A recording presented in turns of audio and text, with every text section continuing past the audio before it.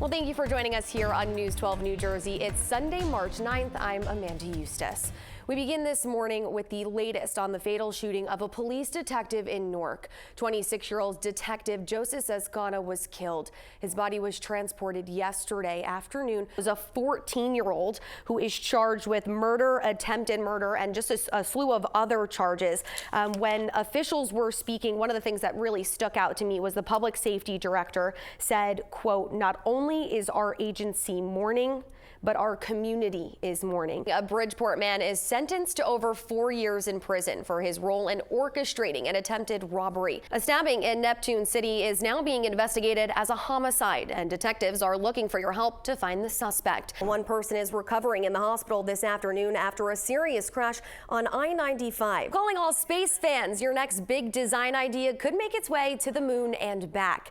And I know I love a little bit of some good ice cream. Jason, I know you love ice cream too. I love ice cream. It's International Women's Day, and New Jersey is celebrating. Happening today, Girl Scouts of Central and Southern New Jersey will host its annual STEM conference at Rowan University. Take a look at that George Washington Bridge. Not too terrible this morning, very sunny, but as Hilda Estevez has in our forecast, it's going to be pretty windy. You can look at the presidential and national election results. Again, we have a very interactive map that'll keep you up with the Electoral College, as well as keeping up with our local U.S. Senate and House races. Well, a minor is facing numerous charges after a fatal crash in Ocean County Friday night. 2 people died and several people were injured. Complete fear. That's what the gentleman we spoke with who live on Woosamasa Road right here in Hopewell Township said they felt when flames came within feet of their door. Now, this is exactly what they're talking about and really their biggest concern. You can see blackened and burnt, even ashy debris and vegetation just completely on top of their property. But their biggest main concern, it's less than 25 feet away from their home. Over the weekend, vandals damaged this snowman. Now come here, I want to give you just a little bit of a closer look. We have some missing paint on the snowman's face. The body of it is even cracked. And then right down here, you can even see a footprint mark when the snowman was kicked over. And now police right here in the Poconos are looking for the people that did it after this smoke shop caught it all on camera. To get more bus drivers behind the wheel, PennDOT is now waiving the under-the-hood portion of the CDL test, meaning you now don't need to know every part of the engine. As you can see in that video, 3 ladder trucks continue to be up in the air, just dousing the building with water, continuing to put out those hot spots. What was once the front door of Cousins Pizzeria and Restaurant here on Herbertsville Road in Brick Township is now boarded up after Saturday's fire. Give you some perspective, 2 minutes down Lisbon Street is where police found murder suspect Robert Card's car. The person is smashing the window, grabbing the belongings, and then headed off, leaving you having to pick up all the pieces. That's not of value to thieves is being tossed to the side of the road, sometimes even miles away from where the mail is being delivered and stolen from. Well, I have to tell you, the snow's really been steady and heavy since it started earlier this afternoon. You can just see it coming down right now into the camera. But I had to bring out my handy dandy yardstick, right? We always wanted to keep measurements and keep track of how much snow is falling in certain places. So we're going to push this down as far as it goes. But for the kids or the kids at heart, this is the time to get out right now. I got to tell you, these snowballs, they look pretty good. They're still really light, so if you're going to toss them at people, they're not too bad. It's charred, there's ash, even dust. Just take a look when I kick that. Take a look, that's kind of crazy. And I want to show you, this is just some of the 192 acres that burned from Saturday's wildfire. Again, officials now saying 90% of it contained. But I do want to show you and give you a look behind me, right? You can see a lot of the debris, a lot of the vegetation and brush still smoldering. Now, contractors are here currently on the property working to make those necessary repairs in order to get people back in their homes. But as you can see, these orange notices sit on the doors here, letting residents know that the structure is unsafe. Silver lining here is that all 6 people that lived inside the home and were inside the home when the fire started made it out safely. But as you can see behind me, the destruction from the damage remains. Take a look. Crews still here on scene. You can even see a firefighter up there at the moment hitting some of the siding. Closed and detour signs have been sitting here at Mountain Road and Route 611 in Delaware Water Gap for almost a year now. After state police say that tractor trailer was driving in the southbound lanes and crossed over across the center median before slamming into 4 vehicles,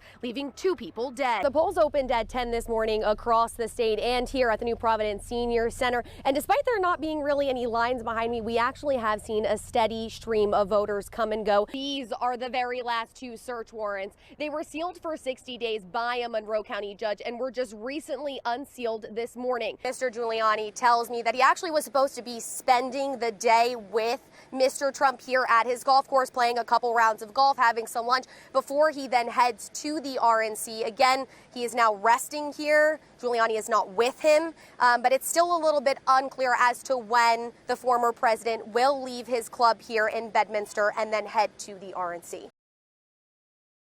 Officials say nobody was seriously injured, but more than a dozen people are displaced, and 1 person is still unaccounted for at this hour after a fire sparked at the building behind me right here on the 100 block of Broadway in the city of Patterson. You can still see behind me a pretty active scene. Just moments ago, one of the ladder trucks finally came down to give firefighters a rest, but you can see blown out windows, charred exterior, and this is just the start for a massive cleanup effort.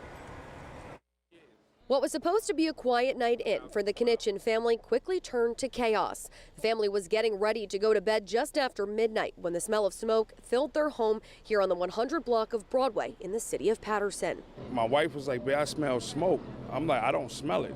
So I opened the window and I said, "You know what? I do smell it."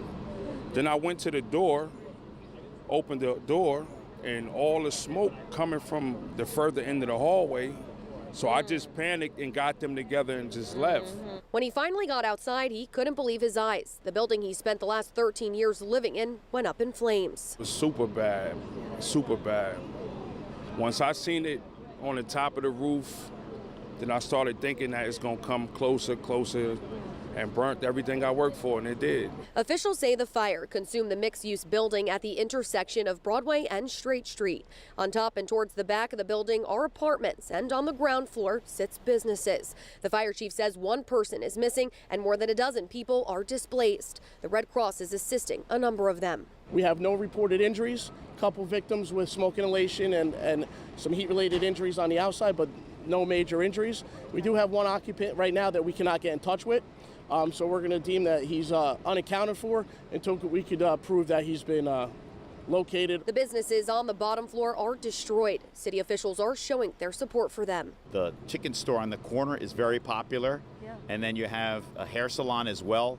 So those businesses have been displaced, and I don't know what will happen with those individuals, but we'll do everything we can to provide the appropriate assistance. As a safety precaution, the 5-story apartment building next door was also evacuated. Fire officials say the building sustained some smoke, water, and exterior damage, but all the residents will be allowed back inside to their homes. Officials believe the fire started in the rear of the building near apartments. Viewer video shared with News 12 shows early flames from the back of the building. There's apartments in the back of the building that go below grade. So when you're going on the first floor, there's actually a basement where apartments are in the rear. So fire had a chance to spread throughout the basement area, first floor and second floors. And now officials say the building is a total loss and will need to come down at some point or another. We're told the owner of the building is working with city officials to bring in an excavator and begin to clean up some of the debris so firefighters can continue to put out some of the hot spots. As for the fire and the cause, it remains under investigation. In Patterson, Amanda Eustice, News 12 New Jersey. Well, it's a cold one this morning, but we are commuting from the New Jersey Transit Ridgewood Bus Terminal into Port Authority, New York City. Now I have my ticket on my phone and we're ready to go. It's a public bus service, so you can't expect that it will be always on time.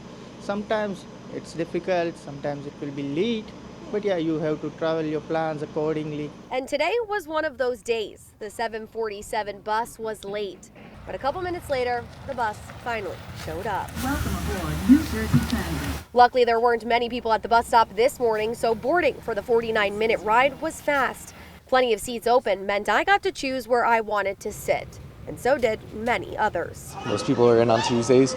It slows down as you get progress through the week, so Wednesday's a little less. Thursday, I'm usually sitting with no one next to me. With nearly every seat filled, etiquette is to be quiet. So I followed the rules.